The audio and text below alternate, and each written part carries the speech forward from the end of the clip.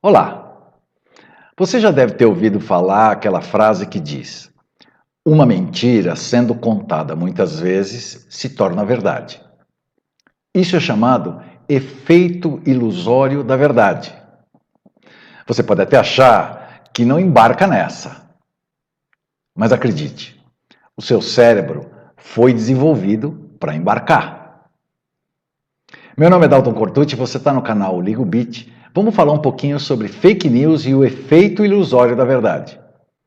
Esse efeito ilusório da verdade é um erro de pensamento nas nossas mentes que acontece quando afirmações falsas são repetidas muitas vezes e nós começamos a vê-las como verdadeiras. Em outras palavras, apenas porque alguma coisa é dita várias vezes, nós acabamos assumindo como verdade. Explicando melhor, é um fenômeno dentro da nossa mente em que as pessoas classificam afirmações repetidas como sendo mais verdadeiras do que afirmações não repetidas. Quanto mais alguém tem contato com uma informação, maior a probabilidade de acreditar que seja verdade. E se isso é baseado num fato legítimo, é irrelevante, não é levado em conta. Mas por que isso é importante? Porque a gente confunde a mentira como sendo verdade. Essa é a grande importância. Isso explica, por exemplo, que certas crenças como os seres humanos usam apenas 10% dos seus cérebros. Você já ouviu isso? Apesar da grande quantidade de evidências que provam que isso é falso, ainda é repetido por muita gente e considerado como verdadeiro hoje. Por aí você imagina como o nosso cérebro pode ser manipulado pela política, por exemplo. Ou seja, um candidato ou um governo pode repetir uma mentira com bastante frequência e muitos eleitores virem a acreditar que seja verdade.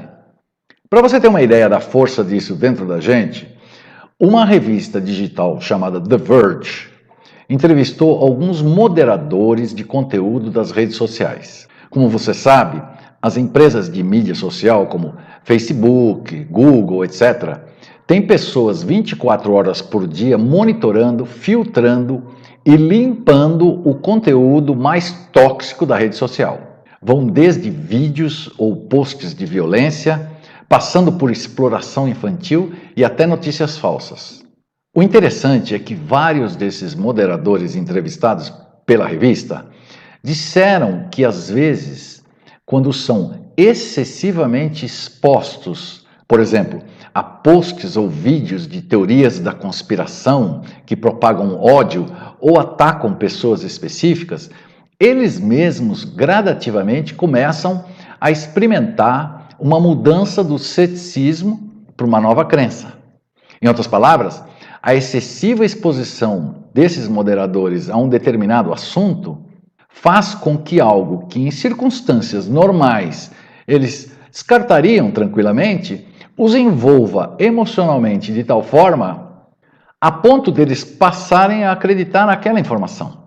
Nesse artigo da revista The Verge, muitos moderadores precisam recorrer até a terapias, tal o nível de desequilíbrio que muitos atingem por conta dessa excessiva exposição. Mas como é que isso acontece dentro da gente?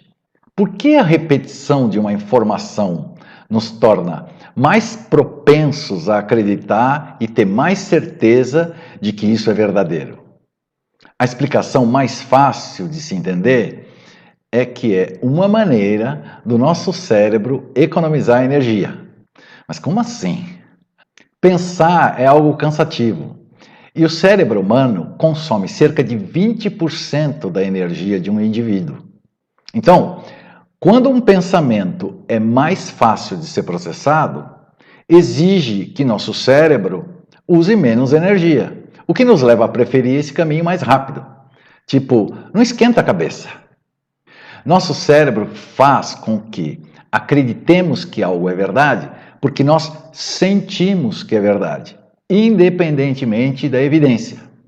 Explicando melhor, um cientista chamado Daniel Kahneman, que é vencedor inclusive de prêmio Nobel, ele dá uma explicação fisiológica bem simples do cérebro. Ele divide em duas partes, o sistema 1 e o sistema 2.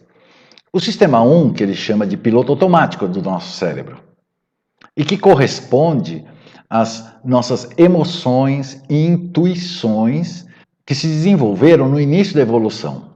Esse sistema orienta os nossos hábitos diários, nos ajuda a tomar decisões rápidas e reage instantaneamente a situações perigosas, de vida ou de morte. Ou seja, ele reage quando é ameaçado. Já o sistema 2 do cérebro, chamado sistema intencional, corresponde ao nosso pensamento racional e analítico. É a parte do cérebro que evoluiu mais recentemente. Esse sistema de pensamento nos ajuda a lidar com atividades mentais mais complexas, como lidar com o nosso relacionamento com uma pessoa ou com um grupo, como usar o raciocínio lógico. Ele nos ajuda também a estudar e aprender, e nos ajuda a compreender e desenvolver padrões de pensamento e de comportamento. Portanto, o sistema 1, o piloto automático, não exige nenhum esforço consciente para funcionar. Ele é instintivo e intuitivo. Enquanto o sistema 2, que é o intencional, ele exige um esforço deliberado, por isso ele é mentalmente cansativo.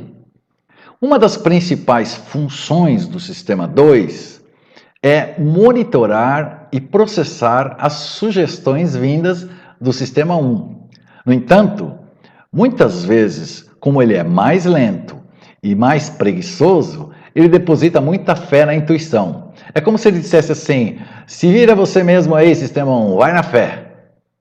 A consequência é que quando nós ouvimos declarações ou notícias contrárias ao que nós acreditamos, nosso sistema 1 as percebe como ameaça e nos faz sentir mal por isso.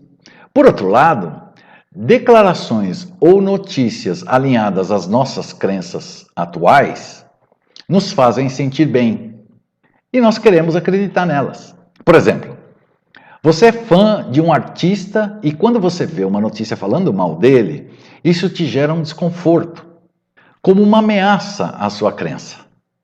Então você sequer lê ou você lê e não dá crédito, descartando como sendo mentira, mesmo que ela seja verdadeira. Mas quando você vê uma notícia falando bem, isso te gera uma sensação de conformidade com o que você acredita e você a lê e dá crédito, mesmo que ela seja mentirosa.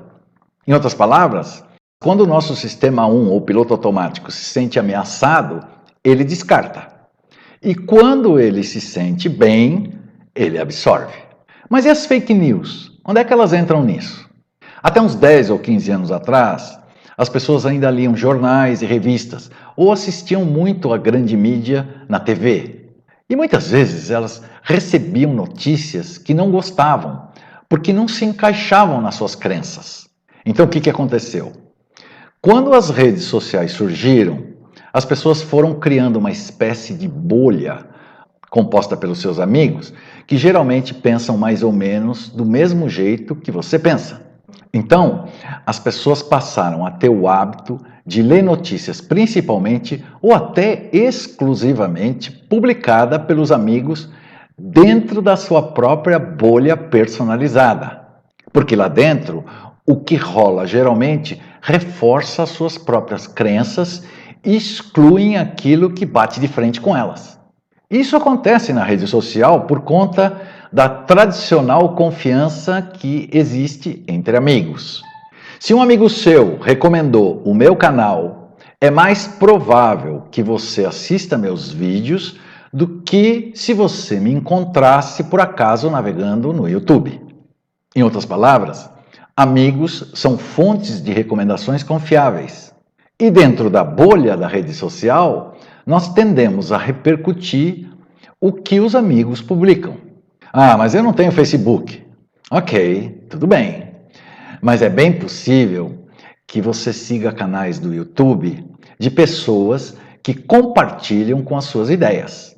Os chamados YouTubers e influencers Depois que se tornam familiares, muitas pesquisas mostram que a confiança neles aumenta ao longo do tempo, quase ao nível de confiança que as pessoas têm em seus próprios amigos.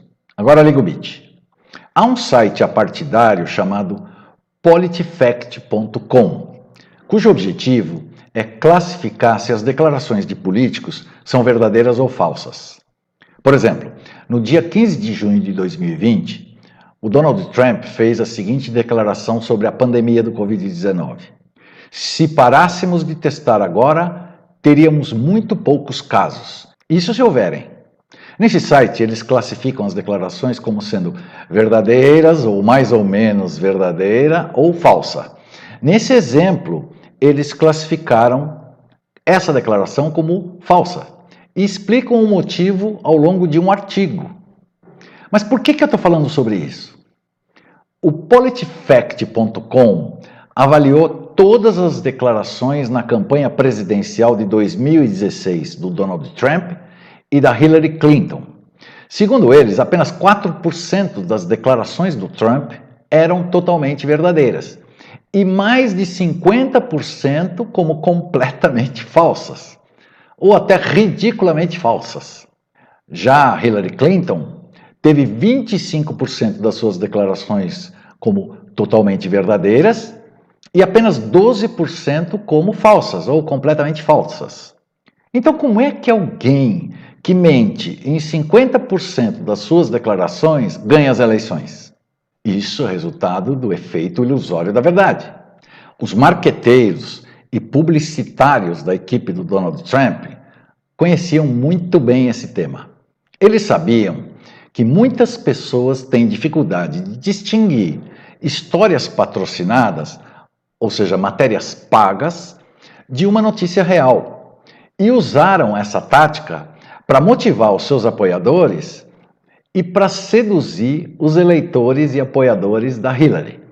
A turma do Trump passou a campanha inteira bombardeando com notícias falsas sobre a honestidade da Hillary, e isso recebeu milhões de compartilhamentos nas mídias sociais através dos apoiadores e de robôs.